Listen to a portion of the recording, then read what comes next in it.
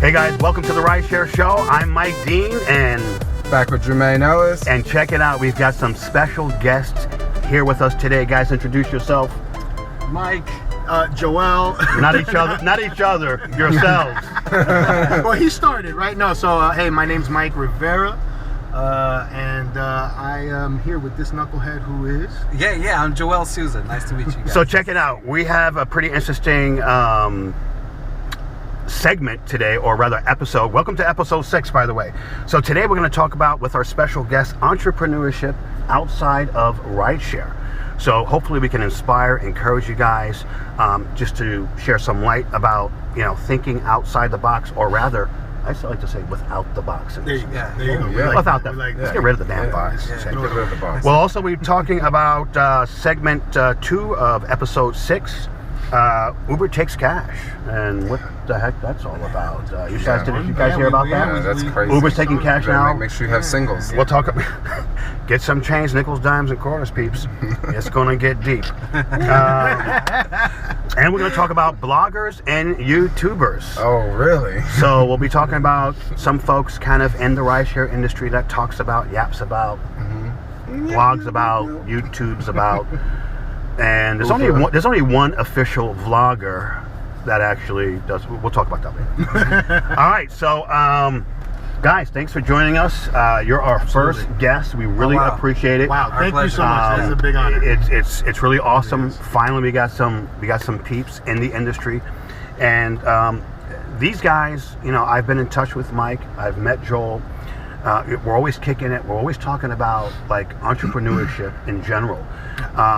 Both Mike and Joel have been really inspirational, and we thought we'd get together and talk about the concept of entrepreneurship and also what these guys are doing to inspire others to kind of, in general, to think beyond, what they're doing in their life and to reach for more. Joel, tell us a little bit about yourself and, how you feel about entrepreneurship and things of that nature. Yeah. I feel like I've paid a pretty big price to always be independent, And independence and owning my own time, I've always struggled with that. For many years now, I've decided a long time ago that, if I can control my own time, and just what are the fundamentals to being able to do that, right?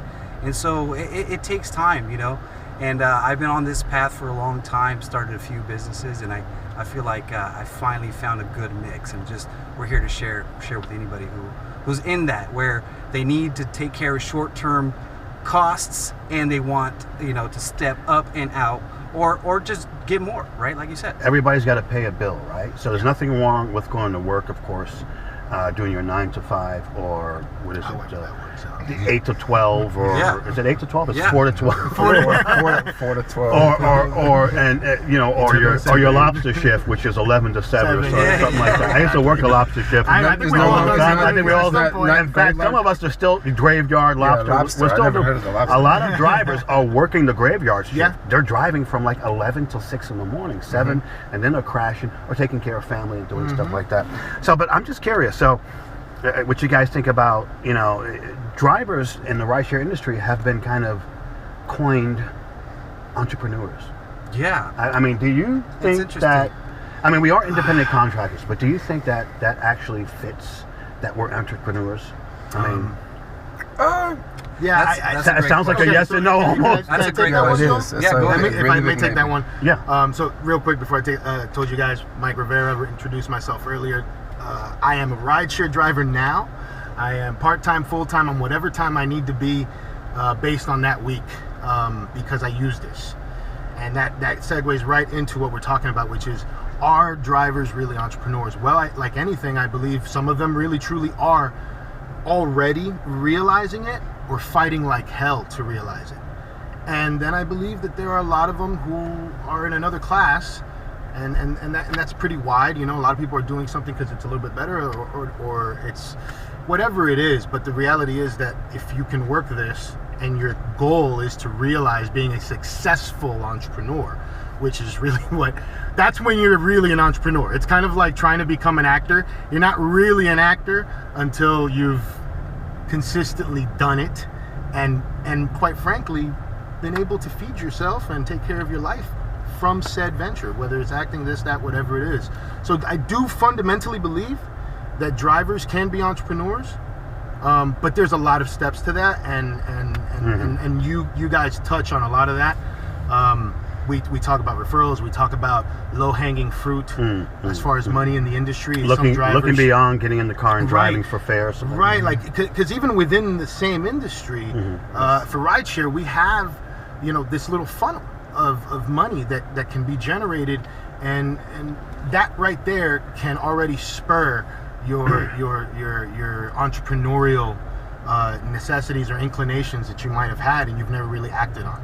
So and you can really take that and run with it, and that's really what we'd like to, as why you have us here today, is to really talk about how you can move up and on. I knew a couple of drivers back in the day, back in 2012 and 13, who started driving for Uber, went out and bought like 10 cars.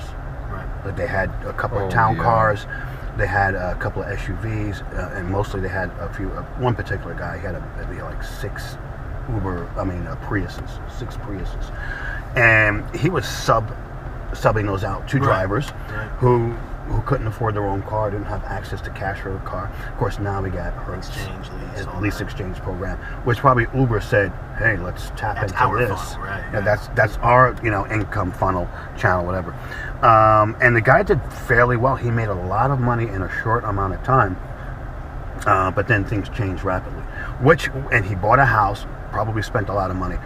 Which is something that I'm always concerned about, is that, money comes quick, can come quick, and as quick as it comes, we can spend it. For me, I'm about reinvesting what I make. Absolutely. And living just very modestly. I'm not interested in all the fancy stuff, and which is a lifestyle in a sense. But Joel, tell me about, what are some of the components of kind of entrepreneurship, in general? And the main one that I like to talk about is really if we want to just be more valuable to the marketplace, right? As a general, marketplace doesn't give a crap who we are, where we come from. They care about value and services and products and services and value, right? So that part is so key. But when we talk about being able to offer that, bring that to the marketplace, we got to be really clear on investing our time, money, and energy in a way where you can be successful at it, where it can pay you more per hour. When you do serve somebody, when you do add value to somebody, are you getting paid what you're worth? I hear this constantly. Yeah. Ooh, I like what I hear. Are you getting paid what you're worth? Yeah, exactly. Getting paid what you're worth. And I think most people want more than, they don't feel like they're getting paid what they're worth, right? Everybody's dreaming about it. I think it's easy also for people to believe that they're not getting paid what they're worth, but they haven't really figured out what are they really worth. So they're very quick to be upset about what they're getting paid, but they've spent no time self-actualizing, saying, what am I good at? What does that make me worth right now? And is there a reality that I need to skill up in order to be worth more that I haven't dealt with and I'm not willing to put in the work for? Well, this is the thing. So I hear people often say, I don't have time for a lot of things. I don't have time to go to school. I don't have time to change my life. If you think about it in a kind of traditional structure, right? You get up in the morning, early, 6:37, you head out to, you get the kids ready, maybe, whatever, take a shower, get ready for work, get dressed, head out, 9, lunch break, boom. Get out of work 5, 6 if you're lucky, and then now you don't. And now that's your time, because the other time belongs to someone else. Oh yeah. Right. So now in your time, people say that they don't have enough time. What are the things that they're doing that could possibly? This is what I try to. Well, you just hit a hot button. Now listen. I got 3 kids. So I do know about how these other factors in your life can be a little bit consuming of time. Sure. But tell me, how do people not have time? Can anybody touch on that? Real quick. The weekend, you lay in bed all day. That's how you don't have time. Well, no, wait. We got to quantify this. We really do. The numbers make it real. We all have 168 hours in a week. Yep. We all do. And when I talk to people about making serious change, I talk to people about, hey, I don't want to know if you have time. I want to know if you have commitment. Yeah. Because it's not about time. It's about commitment. It's about priorities. Yeah. That's very strong words there. And to that point of commitment and priorities, the main reason why people say they don't have time is because they have actually thought about what it would take to make it all work. Believe it or not, most humans, our thoughts just go there. We naturally just go to where we need to go, especially if we have problems we need to solve that are keeping us from realizing something. So it's an insecurity, right? So the excuse is, oh, I don't have the time, because they figured out that what they need to do to achieve said goal, whatever that may be, in this case we're talking about entrepreneurship, what do you think that is? It's really hard work. Yeah. It's really hard work. It's a ton of discipline. It's the decision to make decisions often and uncomfortable and be uncomfortable. You know, it's hard to say, oh wow, if we'll use rideshare, if I may. I'm going to use a very specific example that's very relevant to our drivers in our audience right now. If you have the discipline, and in particular, I'm going to relate this to our market, and this is probably true for most markets. We know that the morning commute and the afternoon commute is generally speaking some of the best times to work during the week. Yeah. So first and foremost, if you're going to do this rideshare thing, you should probably be focused on efficiency and driving the best times possible. Now, if that means that you've got to wake up 2 hours earlier to start your day and not interrupt whatever happens between 9 to 5, 10 to 5, 10 to 6, that middle chunk of the day where you can get other things done, well, that's already that's a lot of people already don't like that. That's a harsh reality. So there's step one. That's almost always, that's the first thing that holds anybody back. And I can speak from experience because it took me years to say, okay, if you've got to wake up at 4, 4:30, 5, whatever it is, the decision, the change you've got to make to go after this, that's just the ugly, harsh reality. Eventually you'll get used to it. So what ends up happening is we look at this as humans and we go, F that. That's really tough. I'm gonna be working. I'm gonna be up 90 hours a week. Well, I don't know anyone that's winning really hard. And when I say winning, is living the life they want on their terms.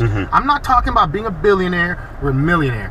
I'm talking about winning as far as what your definition of that is, in reaching like this roundabouts, I'm happy with life and I've actualized. Yeah. I don't know anybody who's doing that hasn't busted their ass and gotten really uncomfortable and sacrificed a ton of Netflix and the ball game and whatever else, and just sitting on this phone, maybe even sleep. Social media, Right. sleep. I mean, what do we do? 8 times 7 is 56. Divided by 2, that's 2 days of sleep, and 2 days out of the week we're actually sleeping. Well, some of us, I mean, some days I only sleep 1day out of the week. Well, I'm afraid to do my own calculations. I tell you what, Mike. But then again, I have the freedom and the flexibility to kind of sleep and work whenever I want. So there's a difference there, I suppose. I mean, ideally. And to that point, Mike, about sleep, real quick, because we're talking about, we're guys we're all here fighting to really be successful entrepreneurs. We've all tasted some success as entrepreneurs, and that's what I know really keeps us going. We say, wow, this is amazing. Just a little bit of freedom that we enjoy already from what we've achieved to this point keeps you committed. Joel, we were talking about kind of 3 points of what kind of would define like an ideal entrepreneur. Oh, right. What did we say? Time. Time, yes. Time management. Lifestyle. Right. Oh yeah, freedom of time. Freedom of time. Yeah. Lifestyle. I think so. What would 3 be? Freedom of time, lifestyle, and wealth. Is that kind of? I the would same put financial independence. Financial independence is a good term. Yeah, because wealth can be misinterpreted by some Right. people. It's like you don't need billions of dollars to have financial independence. What you probably need most is an understanding of how finances work. Yeah. And that's what you guys do. Yeah. Actually. Yeah. So basic fundamentals that they do. Financial management. Just basic fundamentals and some financial literacy, because it is a different language that you need to understand the terms. And then everyone's looking for an affordable way to take action. Step one, because the numbers are the numbers. 76% of Americans are living paycheck to paycheck. Yeah. Just paycheck to paycheck. It doesn't matter how pretty wealthy staggering, you are, how broke. It doesn't matter. People do not know the rules of the game. And how many people are playing the money game? out there. Everybody's Everybody. Yeah. So if we don't know the rules, how in the heck are we going to But win we that should game? know the rules, because when we grew up in school, didn't they teach us? I don't know what school you went to. Wait, You must went to public. I went to the school of listen to mom, but I didn't listen to her for years. Yeah. And now it's coming along. No, but it's yeah, not but taught. there is. It's not taught. Credit, how to balance how to open up a bank account. I mean, these are basic fundamentals. No, they Not don't taught. You know, teach and then they stuff wonder like why, this. America, probably a lot of people are in such great debt. Because we're sold that. The credit, the creditors. Take another credit card. Everyone's in debt. Our government's in debt. That's right. It's from top down. It's just our That's society. true. Yeah. It doesn't matter. We're always over budget. So that's not even it. This is why I try to watch as many Jack Ma videos as possible. And listen That to big old brain. Oh my For God. those who don't Mr. know, Alibaba. Jack Ma is Mr. Alibaba. Mr. Alibaba. I actually and do this know. guy is There we go. Jack Ma is like, he doesn't pull any punches. No, he not at talks all. about, he says like, something, poverty, that's a choice. And I got to tell you, I know a lot of people talk about, well, this happened to me in my life and that happened to me in my life. But some of the greatest people that come from wealth, more shit happened in. Did I say that word? That's okay. Bleep that out. No editing. More things have happened to some of these, what the people might call 1% or very well-to-doers. Right. They've come from their families. They've struggled. Sure. I think sometimes that's an advantage to actually my mom always said, work your way up. So isn't that an opportunity? Is to work hard, to kind of work your way Absolutely. up. Absolutely. Some people are fueled by that. They're like, well, I didn't have this when I was younger, so I will definitely have it when I'm older. And that's how they get that. Teach my kids those values or that work ethic. It boils down to being grateful. Yeah. You have to appreciate what you have. Because if you come from it's nothing, interesting that you, and any little victory is a big victory, right? Absolutely. But when you have everything and it's taken away, man, humans fall apart. Oh, yeah. You've seen it. They don't stay. Oh my God! If you hear about multimillionaires committing suicide because they lost a couple of million, That's not it, man. it's like, oh my God! I mean, If every other aspect of their life was going well, that loss wouldn't have hurt that way. It wouldn't have led to that. Which is why we go back to, what self-actualize. What's going to make you happy, and what do you have to do to do that? Well, that's the thing. What do we do? Okay, so I think if you just asked your average person, so like if you wanted to be an entrepreneur or have your own business, whatever it is, what would you do? I think most would probably not know. I mean, what would you suggest? Now, for me, I feel a lot of people would not know. If you just if I went to ask this random guy right here, like, hey, most people would not know where to begin, what to do. Now, in my experience, I took this entrepreneur course a long time ago. It was free. It was great. It kind of like 60s, Mike? No, it was back in the twos, the 2000s. So I know it's like a course, right? It's like, you mean you didn't do this online? What year are you in? No, but I think what it gave me was the most important. It was the most important part of where I am today. Seek out passion first. Find what you're actually always been connected to. Be grateful. He actually had us draw up a list of the things that we're grateful for, what we have as opposed to what we don't. What our skills are, not what our deficits are, not what our inabilities are, but what our abilities. Focus on those. All these positive characteristics. Of course, there's some negative ones. How can we improve those, or whatever? But the main thing I got out of it was reaching deep down and finding who you are. I think we're all born with something. We grow up doing something. It could be a doodler. this guy was born to be an artist in a sense, but now he's teaching law school. And he's miserable as hell. Doing his job or her job, whatever. And I think we find that a lot. I think going back to the roots and kind of trying to rediscover who we are, and it doesn't mean that that's going to turn into a business, but it does mean that we can become self-inspired in a sense. Sure. And motivated. Yep. What do you guys think?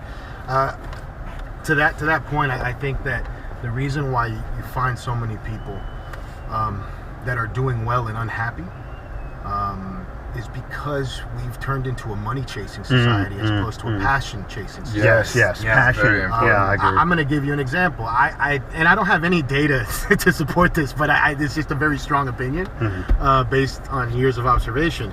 I would venture to say that you probably wouldn't have so many malpractice lawsuits against doctors if maybe there were more doctors who didn't get into being a doctor because it was lucrative. You know, I know so many people that have majored in majors only because of it's lucrative, and it's not because it's something that they want to do. And I mean, how good can you be at something that you don't have a passionate interest in? That's so true. I mean, I would never want to be a doctor because that's something I'm just not good at. You know, like how good can you be? And that's just one example. So, you know, if we can, and it's interesting, right? Because we're talking about all these people chasing money. And when you say the word entrepreneurship, it is so often immediately connected with a money kind of chasing result. Yeah. Well, and the reality is that's not, it's so not all of it.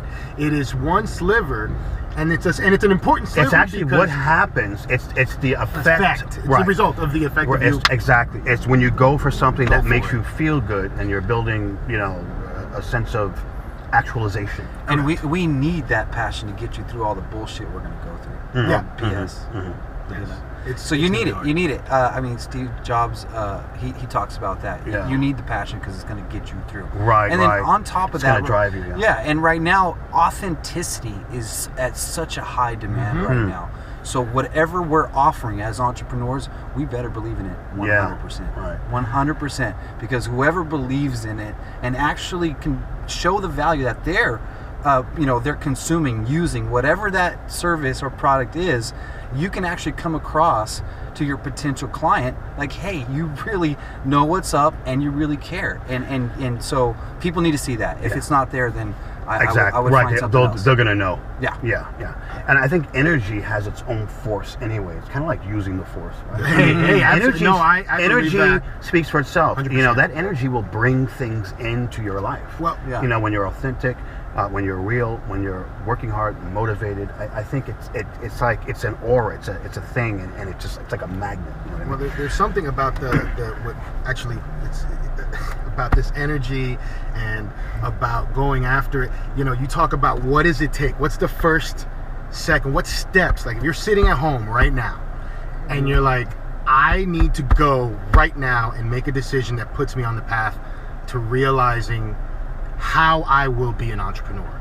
Okay, well, the first step, in my opinion, would be to make the most radical decision that you need to make to remove the first obstacle, legitimate obstacle that you've identified that keeps you from that. I can't tell you what that is because every human being is different. But that is without question. And let me tell you, here's the hardest one. You know what? Most of the time, that obstacle that it's going to be yourself. Yeah. Your self-doubt. That is fear. Numero uno. Number one. You are your own worst enemy. Yeah.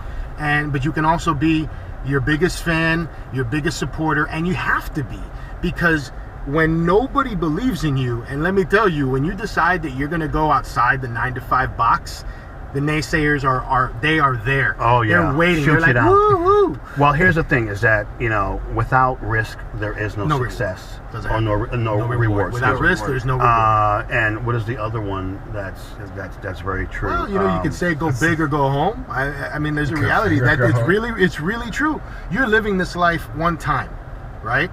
And you're living today in this minute, and that's it. And once it's gone, it's gone. It's done. So we're running a little over. This is absolutely, we can go on forever. Sure, I think we could. This is amazing. But I mean, who inspires you guys? I mean, is there anybody that you watch or listen to? I'm so glad you asked this question. In fact, now I'm usually looking and finding people that can share. Inspiration is free. And I think it's one of the most valuable tools that we can actually have. You hooked me onto a guy that I swear it's like he's like my brother. Yeah, I know. Like, I mean, I know who you're talking about. He's from across the bridge in New Jersey. You know, I'm originally from New York. Gary V. Yeah, Gary V. I'm glad you asked this question. Gary V. I'm really glad, because it's the second step to what I just said. Mm-hmm. The next step: stop consuming shit. Yes, I just said that. Yes. That doesn't add any value to your life. Be a creator of things is what I tell my Exactly. kids, not a consumer. Exactly. Yeah. And if you're going to consume things that make you smarter, that provoke thought. Yeah. Consume things right. that are relevant Consume knowledge. to what you are trying to achieve. Skills. You can So consume all of it. How about consuming like I don't know, like a Michael Kors purse or something like that? I would say we might want to leave that for your wife on Christmas I'm Day. making That's $40K okay. a year, but I gotta have that freaking $70K If it's, BMW. yeah, I don't think you want to do that. No. But I want to look the part at the least because that's important. It's No, all about. Well, you can look the perception. part, but It's you'll not all never about actually flash. live No, the part. Don't keep up with the Joneses. Yeah, don't keep up with the Do you Joneses, ever. suggest I stay shopping at Ross, which I can actually get name brands and nobody? I always I mean- suggest making a lot more. Yes, making a lot more works too. Make it more so you can have more. less than you make. So Spend getting less back, than you so make. so getting back to inspiration, Michael. Gary. Vaynerchuk. Gary Vaynerchuk's one of You the guys gotta check out. There'll be a link in the description. Yeah, he's awesome. In fact, these guys are doing a lot to support the community in terms of financial literacy. If you want to know more about it, there'll be a link to their information in the description. So if you want to learn about financial literacy, Yeah, as well no as charge. Education is Yep. wide open. We're going to add a ton of value. financial management, the whole school kind of thing. Yeah. Yep. From step 1 to step 100,000. I mean, it's like almost like it doesn't matter how much money you have; it's what you do with it. Absolutely. Because I've heard stories where people are hitting the lotto and they're going broke. Yeah. Oh, yeah. In like It's 2 like in a couple of 2-3 years. 2-3 years. Yeah. Yeah, after the And- NFL, 2 or 3 years after the NFL, NBA, they're Yeah, the guys at professional sports, Yeah. entertainers, Yeah. rappers, These are real singers, stats that actors. you These guys can go look these at. are big. These are big folks with a lot of money. Money is And- a tool. You have to know how to use the Exactly. tool. You got to learn. It's a Correct. skill, and if you don't have the skill, you better have somebody that you trust that's going to run it for you. And To Jermaine's comment about it being a tool, Yeah. don't be money's tool. no, Let money be your tool. Mm-hmm. And this also goes with the investor entrepreneurship mentality. Anything that you are not working is working you. There's no Yeah. middle ground. Yeah. That's There's true. no about middle that. ground. So this is and this I think is a fundamental problem with a lot of rideshare drivers. Mm-hmm. They fall into the habit of letting, the rideshare industry work them. Yeah. When it doesn't have to, because it's a simple online offline button. Well, You even if control you're that. working it hard and you're working 8-10 hours, if you're not going home and working on your business 1-2 It's hours, working you. you're getting worked. you get Getting worked. I mean, You gotta be building that You empire. gotta son. be doing. I started off full time back in 2011 with Sidecar as the first rideshare driver. By the way. Yeah. There you go. Okay, I hustled. I worked a lot. I drove as much as I could to make it. And something I was really passionate about it too. A little more passionate than I am now. But and then I would have my own thing going on: photography, social media marketing. I had clients, was building up my clients. So I slowly but surely I started driving less, but always had it as kind of a backup plan. You know what I mean? And started doing my thing. In any case, we're running way over time. This has been fantastic. Joel, Yep. Yeah, anytime, man. Mike. Hey, absolutely. Thank you guys so Check much. these guys out if pleasure. you want to Thank learn you more guys about for financial watching. literacy, financial management, things like that. There'll be a link in the description and some information. Guys, thanks for coming. Yeah. Absolutely. Take Thank care. you so much for inviting us. We'll talk to you soon. All right, guys. Thanks a lot, Take it guys. easy. All right. Bye. See Peace. ya. Take care, You guys. gonna let us out? Oh yeah. All right, be careful exiting the studio doors back. Thanks, man. Yeah. All right, Thanks. guys. Take care, guys. All right, take care. That was awesome. We're going to take a station break. We'll come back with a station break. We don't have no station. Ain't no station break. We're going to take a break, come back with a word from our sponsor, but we'll be giving you the word. In any case, we'll be back, guys. Hey guys, welcome back to the Rideshare Show. That was freaking awesome. We finally got some guests on the show. Yes, we did it. We pulled it off. Yes, we did. Hey, listen, if you're in the San Francisco and surrounding Bay Area, hit us up. If you guys, any of you are out there running your own business, you got a coffee shop, a cleaning business, online business, whatever it is, whatever you're doing in entrepreneurship, in a sense, running your own business and working in rideshare, we'd love to hear from you. We'd love to have you on the show and share with us some of your, how you're doing it, what you're doing, Why you're doing it. why you're doing How it, you guys started doing it. how you started the whole 9 yards. Just talk about So, it. but definitely a shout out again to Joel and Mike for coming on the show. We really appreciate it. Your enthusiasm, your encouragement, and of course your inspiration. And we hope to see you guys again. We wish you the best in what you're doing and your endeavors. So, okay. Sponsor. Let's go. A word from our sponsor, which would be a word from us about our sponsor. Holy cow, holy chocolates. I am never going to say anything less but about Holy Chocolate, holychocolate.com. A link in the description. Please visit our sponsor. Our sponsors help to support us. We help to support them. You know you want some holy chocolate, y'all. The hot chocolate, as I mentioned before, is freaking stupendous. It is fantastic. It is silky smooth. It's like it's got built-in whipped cream, dude. Built-in whipped cream. You don't need to add any whipped cream. So we've been through those other packs. When we're done, let's go around the Starbucks corner, get some hot water. Just have a little treat. Definitely. Check out our sponsor. Link in the description. Okay, so we're gonna move along. Once again, episode 6. We've made it to episode 6. Whoop whoop whoop whoop. Thanks for your love, by the way. And segment 3, Uber takes cash. This is really huge, dude. I mean, what do you? Go ahead, Jermaine. Uber takes cash. What do you think about all this? I thought Uber was cashless, and now Uber is accepting cash. This seems confusing. You better, I say, you guys better make sure you got change in your car. But they've been taking cash in India and Pakistan and other parts of the world. 6 countries, I think, take cash. Yeah, but this ain't those countries. This is I get it why they're taking cash in India. You do? I get it. Well, yeah. Because Like fewer people technology. have credit cards and bank accounts and stuff like that. People are more about cash. Here, I thought that the whole sharing economy, the whole sharing economy world would eliminate cash. App. Yeah, well, all these app-based jobs. I thought it would eliminate cash, and it's almost like, Uber. They see that. Look, if we start accepting cash, we can make even more money. Now, apparently, it's in a pilot kind of program, so it's not like it's everywhere. And I believe, from what I understand, that this is in Colorado, right? This is the test market. It would start in Colorado, right? You think that has anything to do with weed? I think, maybe. I mean, why would it be Colorado of all places? I don't know, but this could be part of their new startup called Uber Weed. I don't know. I'm just, but yeah. So it's in Colorado now. Uber my Weed. I bet there'd be a lot of people ready to sign up for Uber Weed. Yeah. They wouldn't even need a referral bonus. Watch out, Eve. So my understanding is that a driver actually has the option to accept cash or not. It's not like they have to.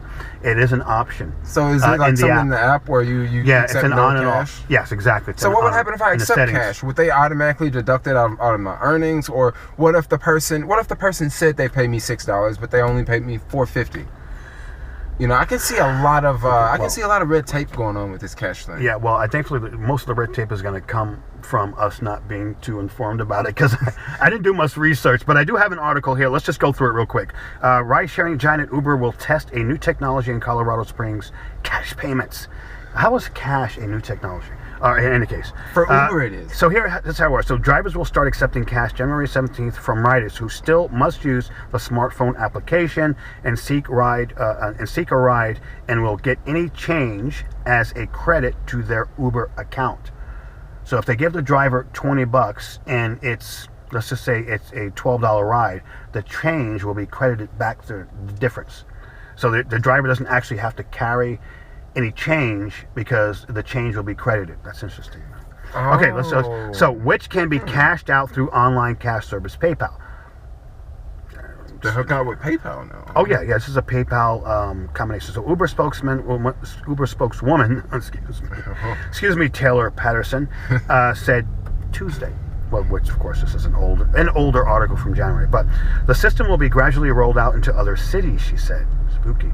Uber uses a cash system internationally in 150 freaking cities, dude. Wow. It is meant to appeal to customers who don't have credit or debit or a bank account, as you mentioned. Well, they don't have credit or a debit account, and want to use them through a smartphone application. Okay, so I don't know about you, but I kind of have a problem with this for a number of reasons. Oh yeah.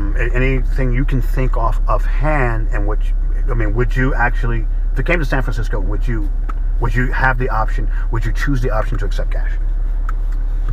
I wouldn't want to accept cash, honestly. I wouldn't want to deal with it. I mean, it sounds like a good idea that I could go out and drive on a Friday night and people could sort of pay me in cash and I can have cash in my pocket. But, you know, if I want to deal with cash, I want to deal with cash. I don't want to deal with an app. You know, you give me cash, you know, I don't like the whole, you know, cash with the app. I'm not a fan of that. So I want to keep it under the table. If you want to pay me cash, you pay me cash and we don't talk about it. But with Uber, it's not going to be that way. But you got different thoughts on that. I guess if you're receiving cash, you probably keep that cash as a driver. Uber takes the difference from your other earnings. You know what I mean? I could see a problem with, like, what if it was a $12 ride and you picked me up and I gave you $20 and the $8 would go back to my account. But what if I told Uber, because this was a Friday night or a Saturday night and I was drinking or whatever, what if I told Uber later I gave him a $50 bill and I was only credited $8 back? Like, that could be a situation. That is a very interesting scenario. Yeah, I wonder if there's some kind of scanning process for the cash. Maybe there's something in the app where you scan the money. I don't know. That's a good question. I guess we're going to find out, you know, what challenges could potentially arise. But I think right off the back, there's definitely some challenges. First of all, Uber has always stated that they've been a cashless system. They want to remain so because of technology. So the fact that they're actually bending now to accept cash tells me something about their business model. They're reaching deeper and deeper into the potential rider, ridership. Yeah, they're trying to get riders. They're trying to get every rider. They're trying to get every rider. And let me tell you something. In this day and time, if you don't have a debit card or a credit card, I mean, I understand that some people have some banking issues or whatever, but I just can't imagine anyone not having a debit or a banking card or a credit card. Well, Mike, it may be hard to realize that, but believe it or not, there are a lot of people that don't. I mean, it's not the fact that they can't get a bank account, but they would just rather use cash and not go through the whole deal of a bank account. When you have a bank account, you have to, you know, there's overdraft fees, there's late fees. Maybe you got paid on Thursday, but the money shows up on Friday. When you use banks, like, other things happen, you know? Yeah. Well, I mean, it doesn't mean that they don't have a bank account or they're not, you know, financially fit in a sense. It just means they prefer not doing business. They're cash and carry. And I would imagine there's a lot of people, as you mentioned, that just work on cash only. But I think one of the issues I have with this is that one of the justifications that Uber has always mentioned for there not being a tip option in the Rider app is that it's a cashless system. So this completely defeats any justification, any excuse possible to even though they've made up a few more. But this one definitely just takes the cake. I mean, Uber said the reason why we don't have tip, we want it to be a cashless experience, blah, blah, blah. And now they're rolling out cash. Does this mean that Uber is going to be tweaking the Rider app and allowing gratuities in the app? You know, I've actually seen that in a lot of comments in my videos that, you know, Uber is going to add tips soon. And if they did, that would be a game changer. What is that a rumor, or is that a hypothetical, or is that Well, I wouldn't even say it was a rumor. It was something as okay, a couple of comments. Yeah. I think it's bound to happen. I think so. I think one of the attractions as a driver to be on, you know, the Lyft platform is the fact that there is a gratuity option. I think drivers find that attractive. I think Lyft is, you know, gaining some market share for drivers, not necessarily for riders, but for drivers, getting some of those because of that feature. It's a benefit. And of course, Express Pay was too. Uber followed with Instant Pay. But I think it's definitely I think it's one of those trump cards that Uber is holding. No pun intended.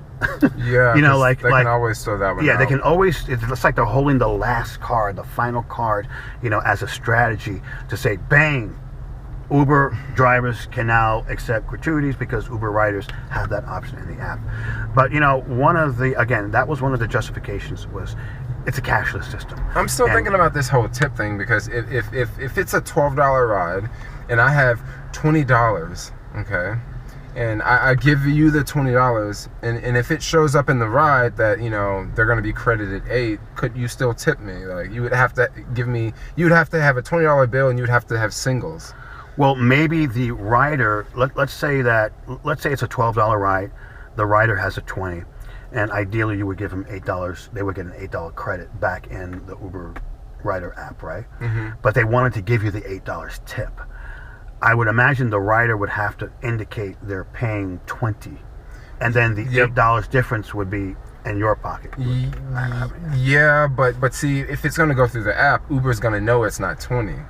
So the point is that Uber can know because the rider may be able to indicate I've paid 20, even though so it's kind of like tipping. I don't know. It's going to be interesting. I think we're going to have I don't think it's going to be. I don't think Uber's going to make it easy. Why don't we just go to Colorado and talk to some drivers and interview them and see how it works? That might be. Yeah, we should do that. I'm down with that. So, but we'd like to get some feedback from you guys on what you think about this rolling out to your city. Apparently, according to the spokesman, Taylor Peterson, I believe her name is, Uber spokeswoman, rather, that this will be rolling out to the cities. Personally, I will not be using the option. I'm not going to support an option when Uber does not support gratuities and the rider app. Not going to happen. I'm not going to do it, especially when you've used that reason, and you've justified that this is why we want it to be a cashless system. Listen, if you're going to do it right. I don't know why Uber doesn't seem to be getting things. And they just do it the way they do it the Uber way. And I don't know. I don't want to get into it, but the Uber way is not working out, brother. I mean, it's just not working out. No. We got liabilities, we got lawsuits, we got situations, and they're just becoming compounded. This could potentially, I don't want to get into it, but this can overall affect their whole business model. Maybe the whole cash thing is going to be a reason why they're going to add gratuities in the future. Maybe they're going to be using it as an excuse, like, well, since we're doing cash, we've decided, instead of saying because the drivers really wanted it, they're going to say because we're doing. Well, sometimes they say we've listened to our drivers, but it's always never about. For a long time. It's never about the tip. It's never about increasing fares. It's always about we've listened to other things like what. I can't think everything. It's not the most important things that drivers are complaining. Right, yeah. Like the tips and if getting back to the whole tip thing, of course, as you know, Uber came back with another reason, another justification of why riders can't. They don't want riders to have the options because it's discriminatory. It sets up to be discriminatory because now riders might be tipping, and they use some kind of data about restaurants. And I've worked in the restaurant industry, and guess what? I'm not Caucasian per se. I'm mulatto, I'm mixed, but I was always the highest tipped out waiter, and I had the highest sales. I was number one in any house I worked for. So it ain't about my color for sure. I think it's about performance, attitude, and all that stuff. But Uber used that data to say that the majority of the tips seem to be better when they, for Caucasians, for white folks than African Americans. So having tips would create a discriminatory sort of, it would be discrimination because riders would be like, well, I could see a lot of truth to that. Think about people that don't speak good English. I mean, and you might tip them less. That could be discrimination. Or you might not even tip them at all. Okay, so let me you might give them a 1-star. Absolutely, but that's exactly my point. So if you're going to use gratuities in a sort of discriminatory way, wouldn't you still use the rating system? Yeah, so people would just give 1-star ratings. Okay, if my guy didn't speak a lick of English and I didn't want to give him a good tip, I'm not going to give him a good rating either because of whatever. Whatever the reason is, I'm not saying that that's one, but there's many. So the rating system sets up for discrimination. And I'm going to tell you, I know a lot of drivers who are English is their second language, they don't speak very well, and they have bad ratings. And I think a lot of this is because this is so interesting because LYFT is a completely different. LYFT, it's like the same as Uber, but one thing I notice about LYFT, whenever I take LYFT, I don't usually run into the English barrier as much because of the whole the mentoring process that LYFT had back in the day. Well, they probably filter out drivers who might not. Which is kind of discriminatory if you think about it. Well, that's if it actually happens. In any case, we're good with that. We need to. Oh yeah. No, we spoke about our sponsor already. Oh, you want to talk about it again? I'm sorry. Holy Chocolates. Yeah, Holy Chocolates. Okay, let's move on to segment 3, guys. This is an interesting one. But we want to give out some shout outs and some acknowledgement to those who have contributed to the industry. It's the responsible thing to do. Bloggers and YouTubers. Now, you guys, you've read many of articles, perhaps you've heard podcasts, you might have seen YouTube videos. We want to talk about who's your favorite. We want to ask you, actually, who's your favorite and why. Be sure to comment in the description and the comment area below. But we want to talk about a few. I mean, is any off the top of your head that you can think that adds value or that's prominent or well known? I mean, I can, but you know. You mean vloggers and YouTubers? Not vloggers, bloggers or YouTubers. Oh, I mean, come on, there's a whole bunch of them out there.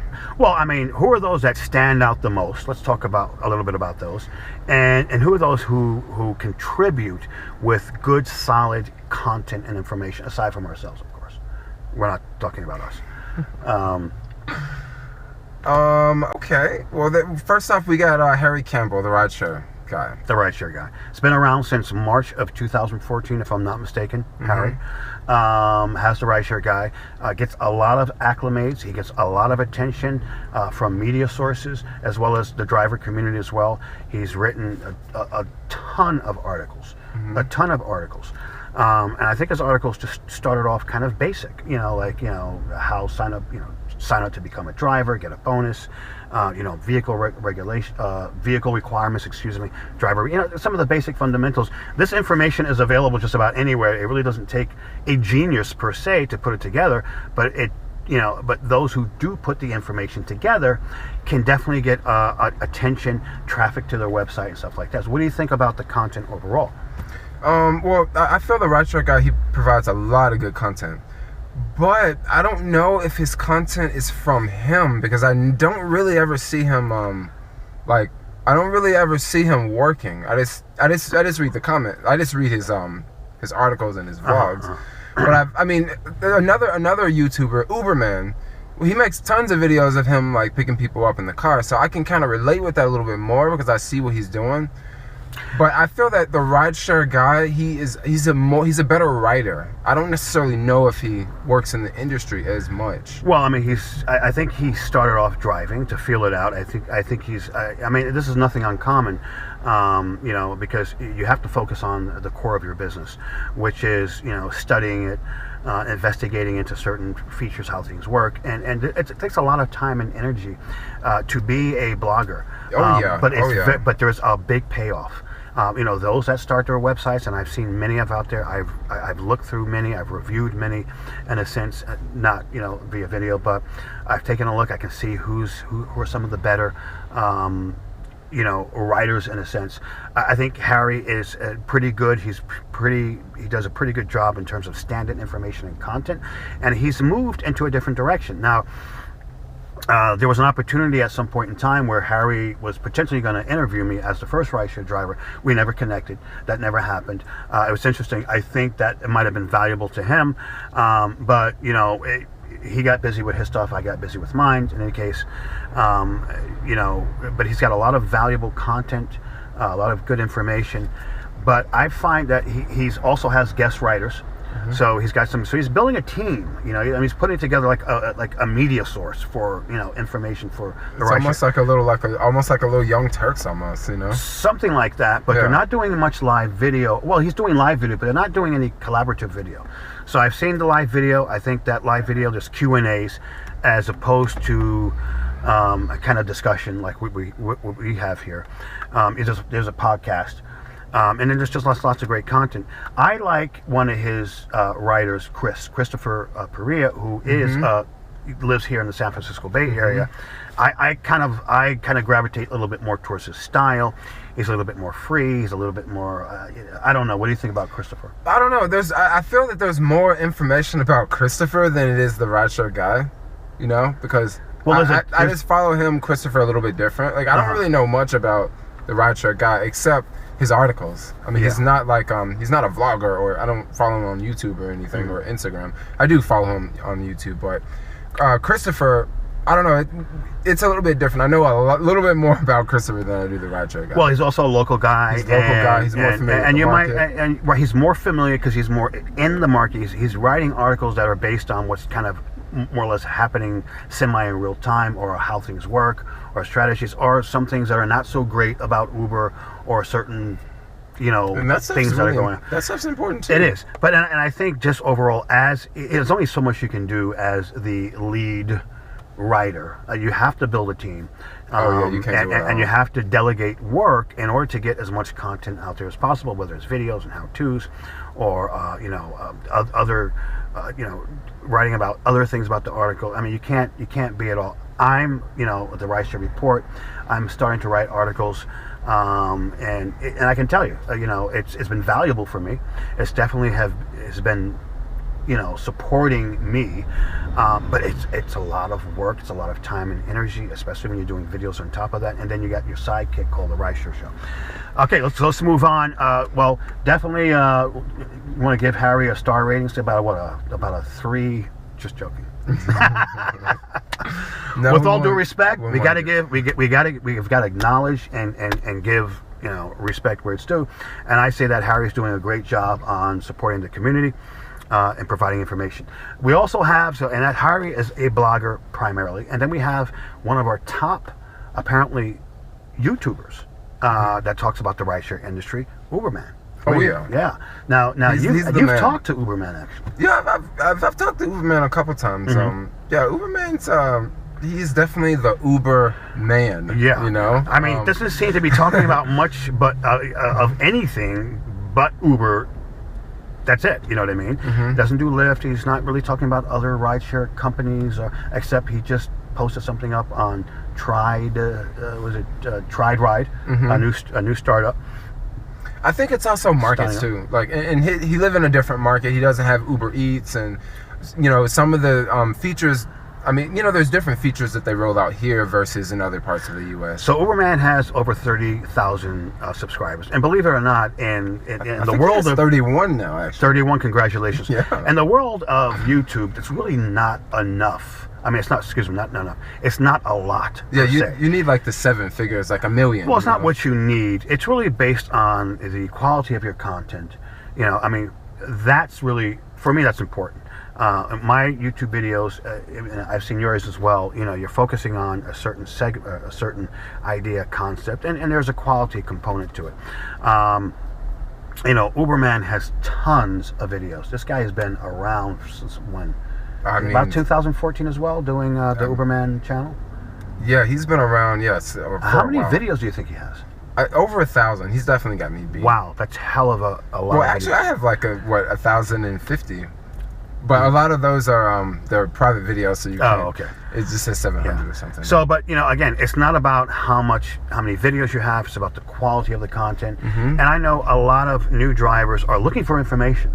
I mean, that's I've talked to a lot of drivers. I get drivers that actually call me, that text me. I've got my number out there, which is a little crazy, but I manage it, and it's really taught me a lot by having a semi-personal relationship with the driver base, has really helped me to build up my knowledge base. So, and I think being well informed and having great content is definitely key, as opposed to quantity. It's a combination of both. But Uberman does very well on his channel. He's making a living, and yet he still drives. He's always testing out things and features and doing videos and new kind of apps, how to new cars, new apps. So and he's even getting into the camera game now. I've noticed he's doing some kind of semi-vlogging. Yeah. So let's give it up for Uberman, who's been making contributions to the rideshare community for a long time as well. Thumbs up, Uberman. Keep up the work. Got to give credit where it's due. You should come out to SF, Uberman. We'll buy you a beer. Yeah, we can come out. We'll do you an interview. You're making that good money. You can sit right here, Uberman. You're making all that good money. You might as well come out. Yeah, get your tax write-off, man. Come on, come visit us. Exactly. Who else do we have? The Rideshare Dashboard. Okay, he's a blogger. God, what's his name? You remember his name? Sam or something. I just remember him by the Rideshare dashboard. Sorry, dude. I'm going to call you the Rideshare dashboard. He actually traveled across country taking Lyft rides.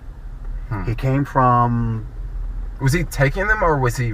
No, he drove his car. Oh, okay. He moved, right? So he moved from... How did he move? Boston. He moved from Boston to Portland. He drove across country, stopped in a whole bunch of states. You got to visit his blog. He should have his article up there. Stopped in a whole bunch of states and did a whole bunch of Lyft rides, documented the whole thing. No. How did this guy move cross country and then still pick people up? Did he like stop in one location and empty out his car? And no, I don't think he had a whole bunch of stuff in his car. But I mean, he might have had it shipped. He was like me. He just travels in a backpack.